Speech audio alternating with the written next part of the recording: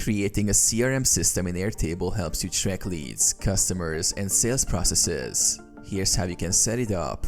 Create a new base. Start by creating a new base in Airtable. Name it CRM or something relevant to your needs. Set up tables. Context table. Store customer information like name, email, phone, company, and status. Deals table. Track sales opportunities with fields for deal name, value, stage, and linked contact. Activities table. Record interactions with clients with fields for date, activity type, notes, and linked contact. Tasks table.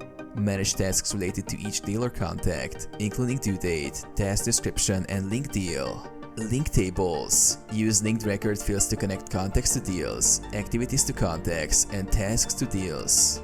Create views. Create different views like pipeline view, context list, or activity calendar to easily track progress. Automate workflows. Set up automations to set reminders for follow-ups, notify when a deal is updated, or automatically change deal stages.